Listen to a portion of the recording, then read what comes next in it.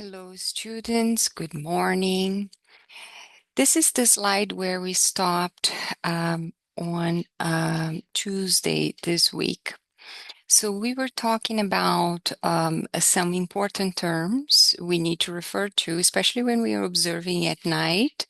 An observer may refer, as you're looking at the sky at night, saying, "Oh, this star is close to your zenith. So look at your zenith. Is the point directly overhead, right?"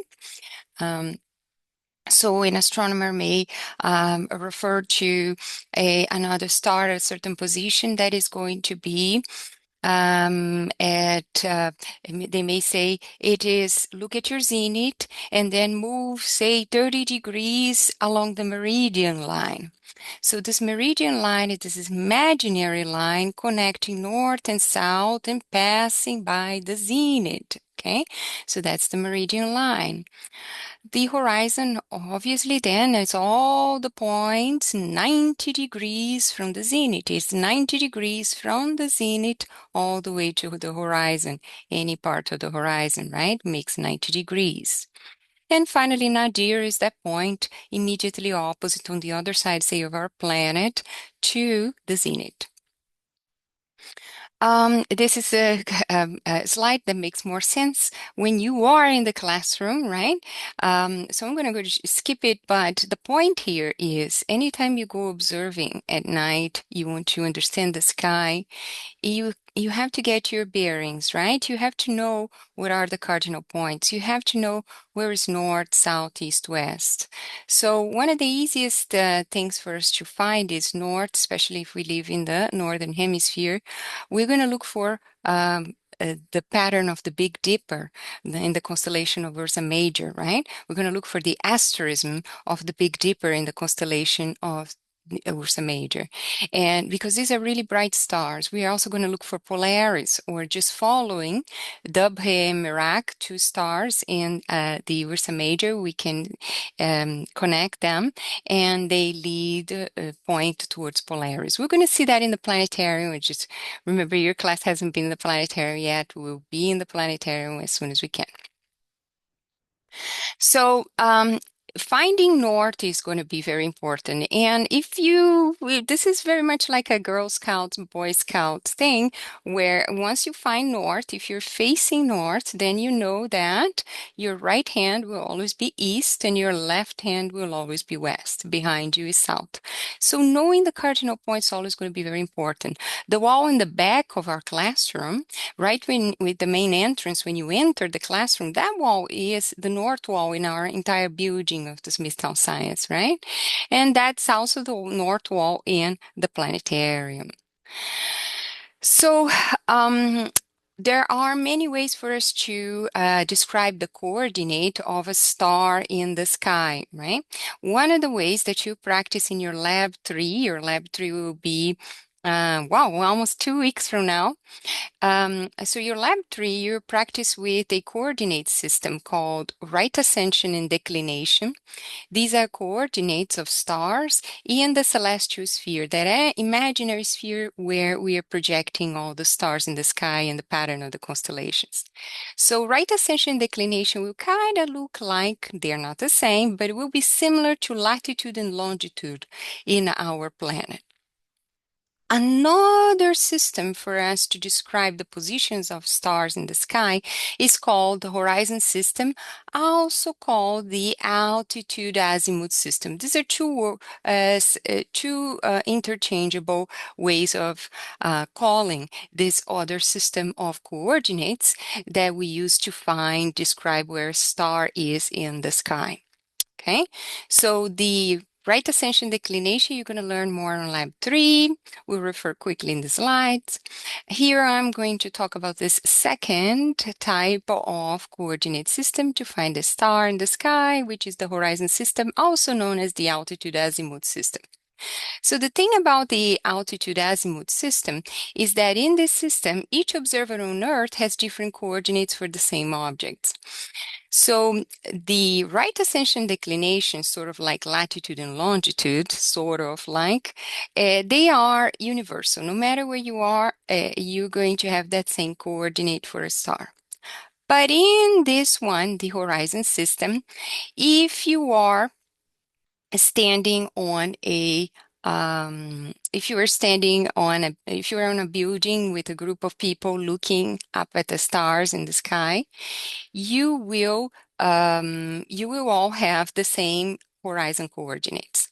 But if you are comparing your the position of a star, you are in that building, you're talking to a relative that is in, I don't know, in New York City.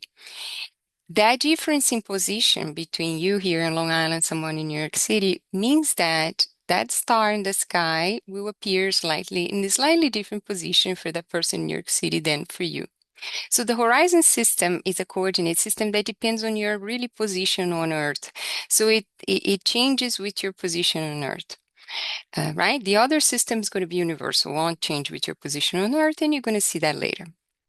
So, how does the horizon system work, or the altitude azimuth system work, right? Sometimes you can abbreviate and just say out as, right?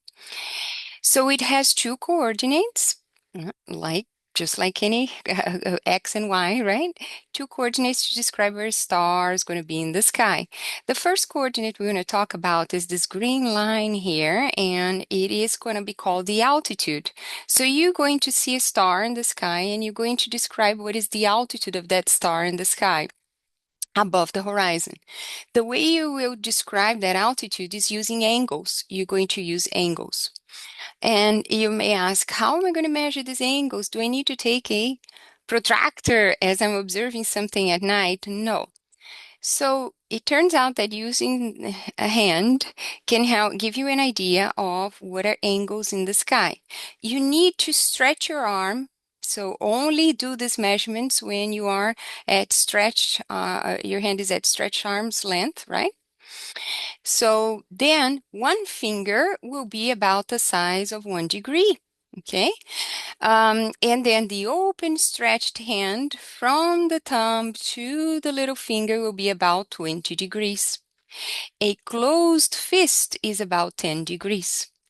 So these type of approximations allow you, it is always going to be slightly approximate of a determination, but it will allow you to see what's the position of things in the sky and describe to another observer, this star for me is 30 degrees above the horizon. That's its altitude. So you will stretch your hand and you will then measure from the horizon all the way up using your hand until you find that star, and then count how many, say, open hands you had, or then fingers you had to add until you get to that star. So when we are in the classroom, I do that for, say, we have a clock on the wall. And so we do that to measure the height of the clock on the wall, the altitude of the clock on the wall, pretending the clock would be really a star really far away. And it takes about one full hand from the floor, that would be the horizon, go up, almost like 35 degrees, almost two full hands. Two full hands would be 40 degrees. It takes a little bit less than that. Then I estimate 35 degrees of that clock above our floor, which would be the horizon if that clock was a star really far away. So this is how you estimate the altitude of a star really in the sky, in the horizon or altitude azimuth system. So just to, again, to wrap it up here on this slide, you know how many times, so we make angular measurements a lot in astronomy, and these approximate angular measurements using your hand, they're very useful. You know how many times, I want to refer to this picture here with the moon, right? The moon covers an angular size in the sky of about 0.5 degree. So if you use your finger to block the moon, your finger will do more than enough of a job to block the moon because your finger is about 1 degree. If you use your little finger, that's closer to half a degree. Of course, the size of fingers vary from people to people. These are averages. But your little finger then is closer to half a degree and it will be enough to cover the moon. You know how many times we have the impression, the illusion, it's an optical illusion that when the full moon is rising the horizon, it is enormous, right? That is an optical illusion because when it's rising the horizon, there's a lot of buildings and trees and things that we can compare with. And then we have the illusion of thinking that it looks bigger because there are more parameters for us to compare with. Whereas that same moon, hours later, is going to be at your zenith, and you think, oh my God, the moon already shrunk. It looks a lot much smaller than what it looked earlier in the evening when I saw it rising because it was bigger. Of course, the moon didn't change size as the full moon, say, didn't change size as it was going up above the horizon. All right. So one way for you to dispel this optical illusion is the following. Even when the moon is rising in the horizon, it looks enormous. Just stretch your hand and with your little finger block it from your eyesight. Which the moon will always cover just half a degree. So stretch, you got to stretch your hand though. Stretch your arm and cover with your little finger. So the same little finger will cover that moon when it's rising the horizon, where you have the impression that it's bigger, and it will cover the moon when it is high up in the zenith. So the first then coordinate of this altitude azimuth system or horizon system is then this altitude, right? So the altitude then again we measure with our hand, say, and we go above the horizon, right? And go up until we meet that star. In this drawing here, we say it's about 45 degrees that altitude, okay? Because remember, from the horizon to the zenith, you have 90 degrees. This is about halfway, so 45 degrees. It's an estimate. Now, the other coordinate here is called this thing called azimuth. Okay, azimuth. So that's a little bit a newer one for you, right? What is the definition? How are you ever going to find the azimuth? So again, you need to know where north is. Knowing your cardinal points, knowing the reference where north is going to be necessary. So you need to know where north is. You always going to need to know where north is when you go observing some idea of the cardinal points. So once you know where north is, so along the horizon, so you're going to move, if you're facing north, you're going to move clockwise. So from north towards east, towards south, so clockwise. So you're going to move along the horizon like this red line until you find the place where is the projection of that star on the horizon. So the projection of this star here on the horizon is somewhere between west and south. And so from north to south was 180 degrees. And then from south to halfway to west was another 45.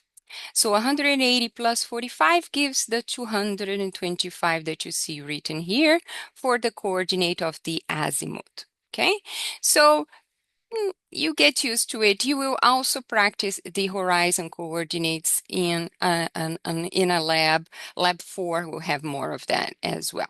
But there we go.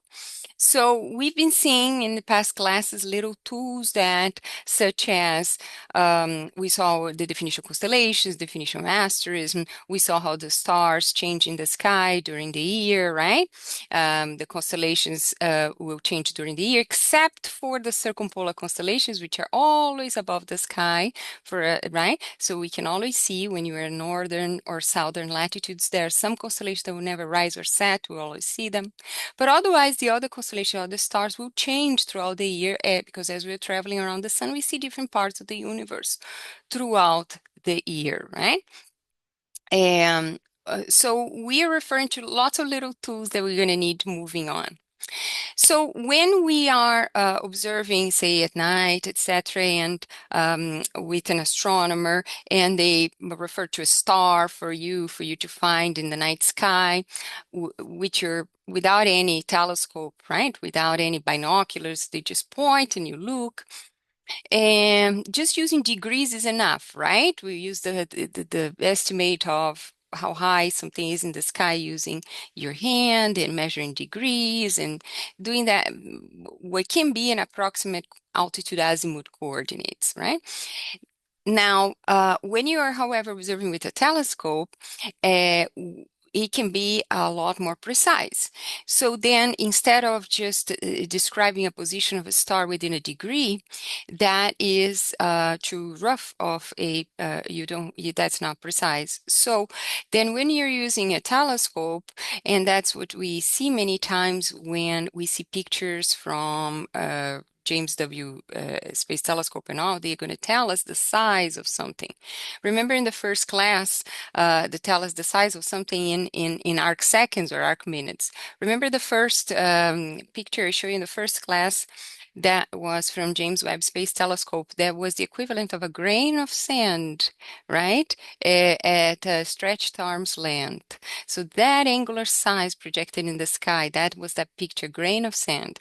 So grain of sand's a lot smaller than a degree in the sky. So then when we divide a degree in 60 parts, so if you divide a degree by 60, okay, you are going to get something called 1 arc minute. So it's 1 with a prime. So 1 arc minute is the number 1. And notice the notation here, we use this prime next to it. So that's called arc minute. So what is an arc minute? Is 1/60th of a degree. You divide a degree in 60 parts, and they are all arc minutes. We use the prime to describe an arc minute. What is the size of an arc minute, just for me to have a sense of it? It's the thickness of a fingernail. A fingernail. Imagine a fingernail held at arm's length.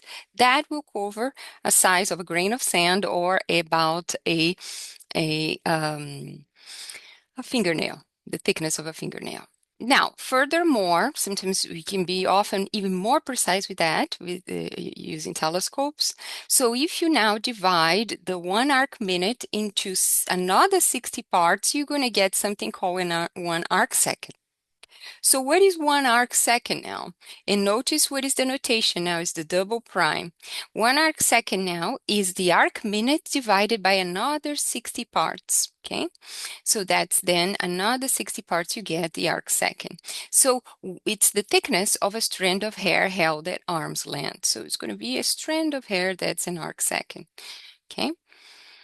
So sometimes in telescopes we can say that the size, the angular size of this object is 30 arc seconds, or it's 1 arc minute. And so you know that is a fraction of a degree. So here's a question. The angular size of your finger at arm's length is about 1 degree. How many arc seconds is this, right?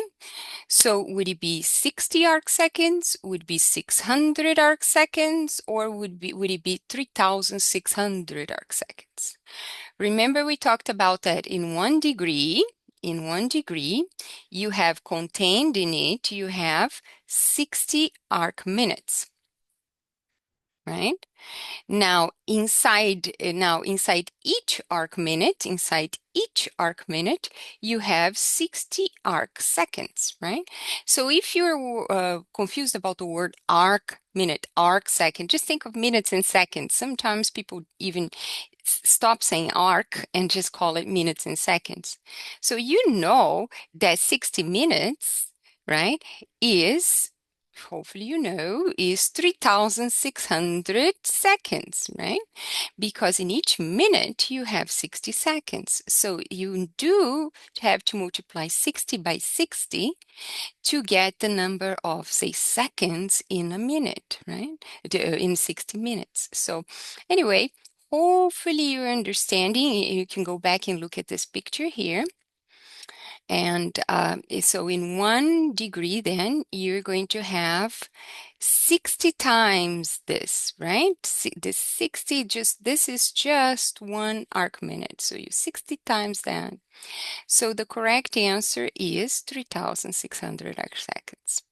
Okay, so refer to the slides, ask questions in class, etc. Come to my office hours if you have questions and that was hard to understand. All right, so we are done with this part. Practice for lab 2, you guys did this part. So these were a few slides that we had from a last class that I hadn't had enough time to go over with you.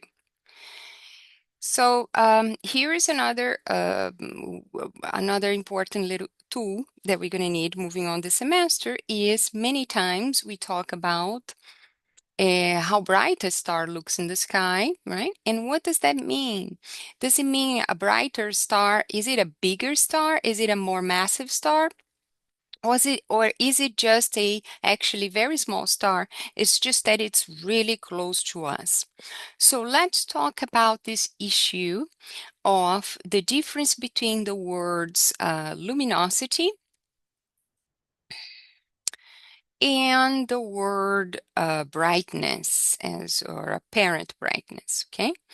So what is luminosity? You see a definition more established in a couple of slides, but I need to tell you already. Luminosity is the true amount of energy flowing out per second of a star. You can also talk about the luminosity of a light bulb. Is the true amount of energy flowing out every second out of a light bulb. So it is the power, the wattage of a light bulb. So you have a light bulb that is 100 watts.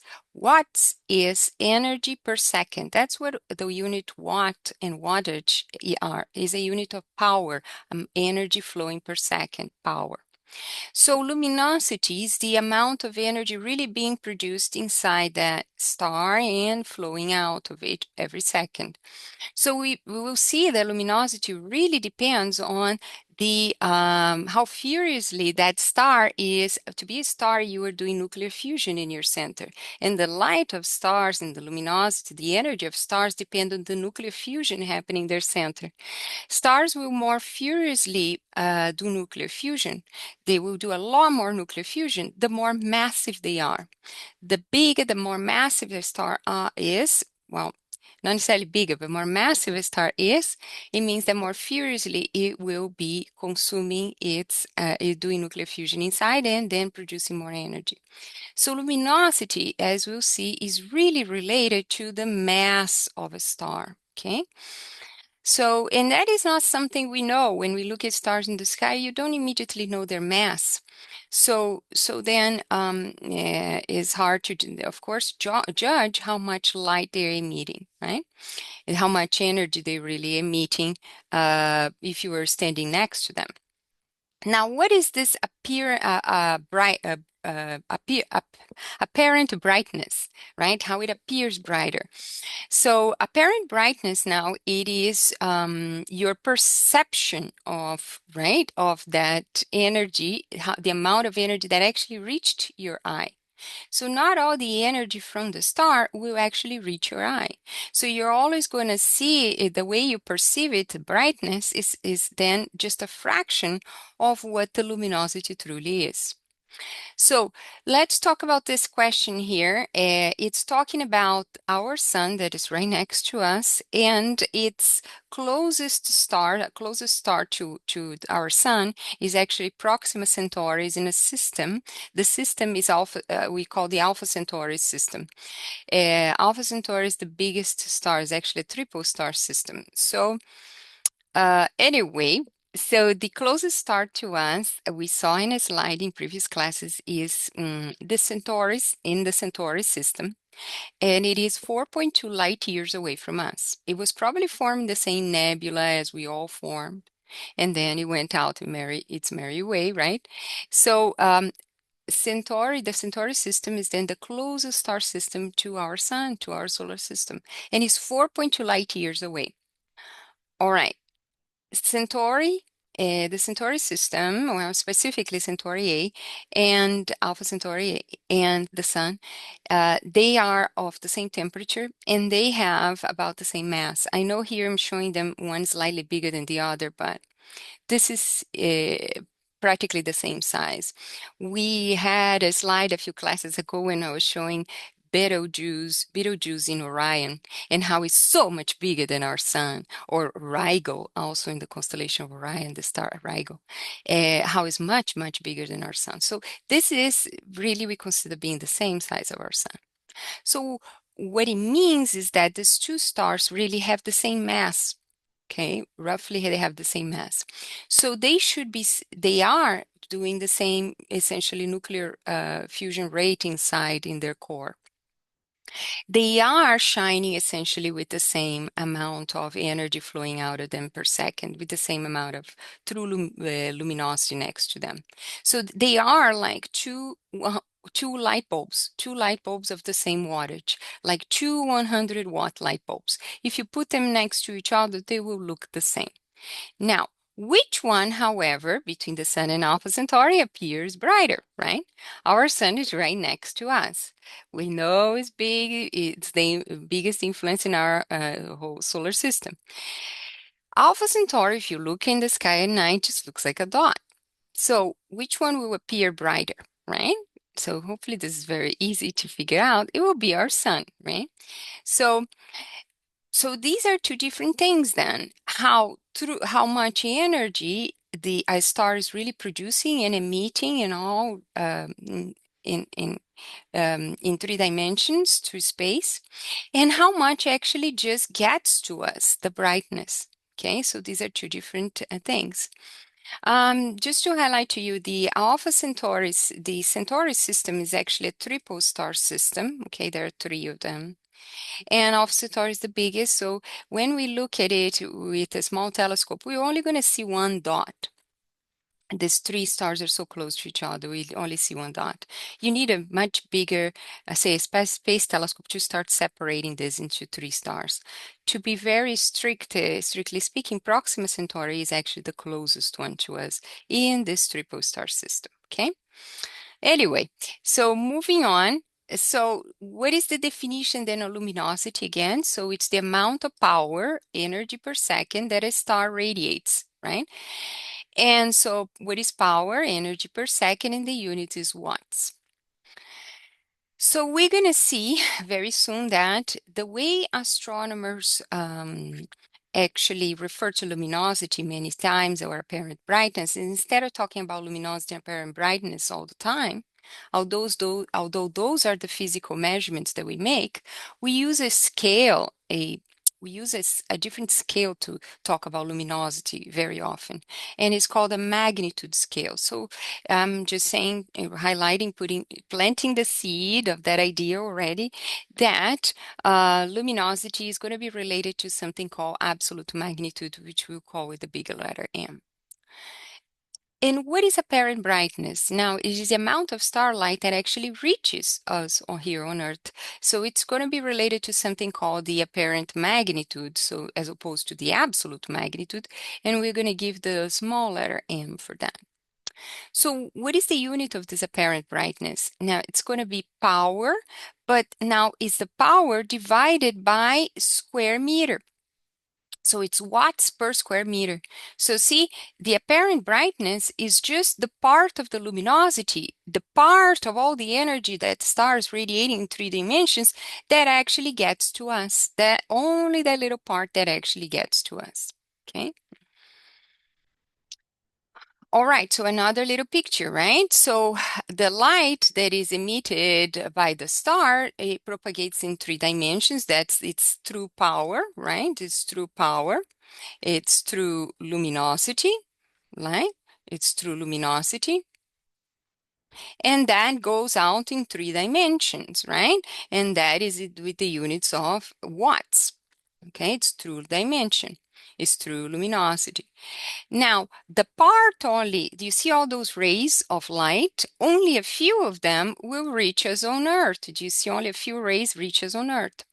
And so now then, when we get all the energy, all the power of that star and divided by just the area, just the amount of light that actually got to us by the area here of the cross section of the earth that got to us, that is then going to be something that we call brightness or apparent brightness, okay? Brightness, apparent brightness, we use these words interchangeably. All right, so again, so the luminosity of a star depends both on the brightness of a star depends both on the distance and the luminosity. So when you see all stars in the sky, you may look at this star here and say, oh, this is really big. This is really bright, so this is going to be a really big star, very massive. Not necessarily. Maybe this is a small star and is just really close to us. And then when you look another one out, this is faint here. This is going to be too faint. So this is going to be small. This is going to be very small mass. Not necessarily. Maybe this is actually a much more massive star than this one here that look brighter. It's just that it's much, much further away. So we got to take that into consideration. What is the one thing we always measure on Earth? We always measure on Earth the apparent brightness. What do we want the most in astronomy to understand a star? It's going to be the luminosity, because the luminosity has to do with the mass, the luminosity has to do with the actual science happening inside the star, producing that energy. We ultimately want to know the luminosity, and that's the thing that up front we don't know. All that we know that we can measure on Earth is the brightness. So how are we going to build up and get to the luminosity? Only once we know the distance. And guys, distance is one of the toughest things to find in astronomy, distance to things. We're going to learn this semester in Astronomy 102 all the different techniques we have to find distances to things in the universe. It is a challenge.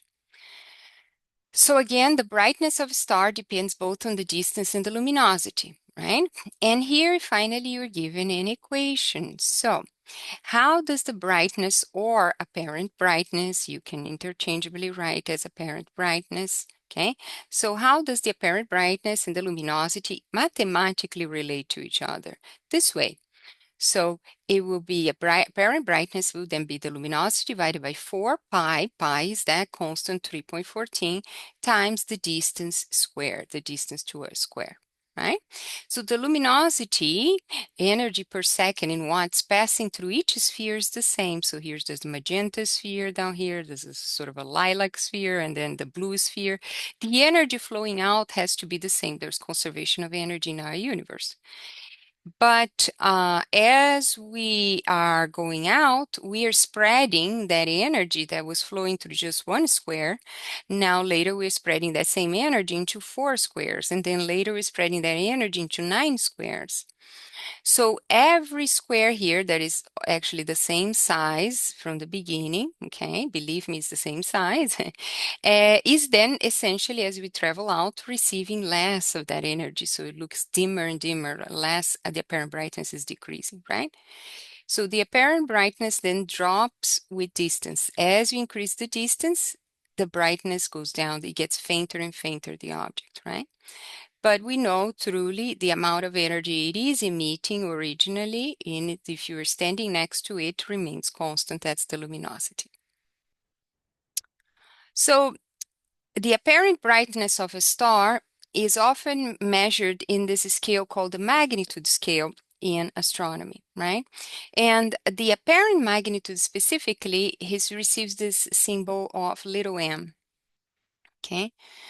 And so astronomers measure the brightness of stars using this magnitude scale, which is a historical backwards logarithmic scale that we have to get used to. Well, so it's a backward scale because the most negative numbers are the ones that are brighter. So the sun has a apparent brightness of minus 26.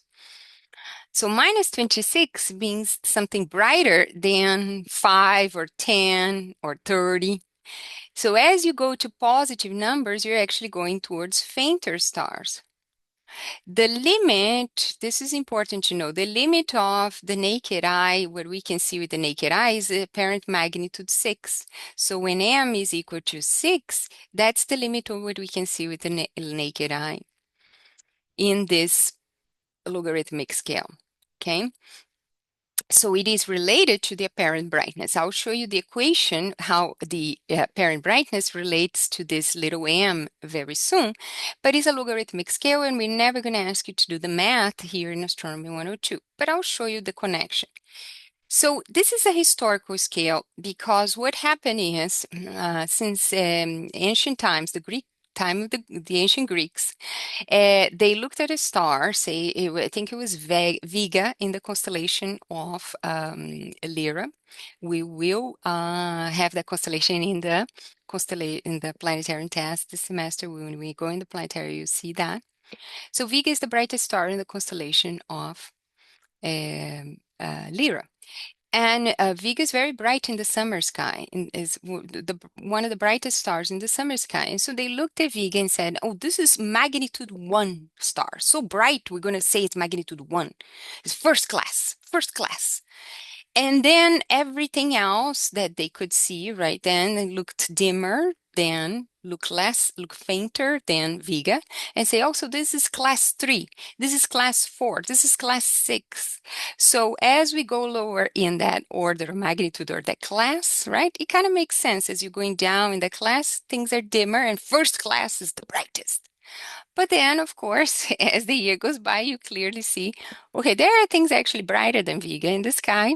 What are we going to do? If Vega is 1, then I need to go even lower than that. So we started having to go towards negative numbers. And so the sun, by definition, then is minus 26. And so the full moon is like, I think, is minus 12. Venus gets to minus 4. Sirius is brighter than Vega, so it's a negative number here. It takes minus 1, almost minus 2. So you see, it's a backwards scale, and we still use it though. Yeah, there's lots of things that are used historically, and they are not the most comfortable sometimes scales, but they keep being used historically, right? So the ancient astronomers divided stars into initially 6 magnitude groups, and that expanded, right? The brightest was called the first magnitude stars, and the scale continued downward to the 6th magnitude star, and it is the faintest we can see with the human eye. Right? Thus, the larger the magnitude number, the fainter the star. So remember that. So actually, Hubble Space Telescope had a magnitude limit of about 30. James Webb Space Telescope goes even fainter than that. It's just that James Webb doesn't see things in the visible. This is all. You see the V here, MV, is talking about visible magnitudes. James Webb's telescope is observing mostly in the infrared, so it's kind of hard to compare now when we're talking just visible, but James Webb seeing things fainter even than Hubble. So anyway, now you know the most negative magnitudes are actually brighter things, right? All right, so when we look at a star chart, right, the apparent magnitude is represented by the size of the objects in the chart. So here you have Sirius, right? So a Sirius here is one of the biggest blobs here in this, and in this, it would be, I think, a magnitude 0. But then you see other stars that are smaller, say this one here, right? Look at how it is smaller than Sirius, and it will be represented by, I don't know, looks magnitude 5 or so, okay? So a smaller dot then represents then a smaller magnitude, okay? So again, as we'll see, I'm quickly going to erase these equations for you not to worry about it, but if you want to see ones, this is how the magnitude, the apparent magnitude, the little letter m, is related to something called the brightness, right? The brightness that we measure in watts per square meter in science. So in that funky backwards logarithmic scale defined by the Greeks long time ago, where you have just a number defining how bright a star appears to you, the little letter m, co-apparent magnitude, is related to the brightness, the amount of energy per second per square meter, it through this formula here. Okay.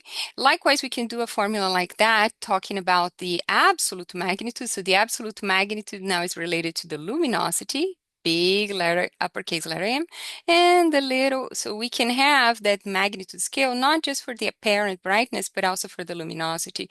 And that's how the big M is related to the true luminosity that we measure in watts.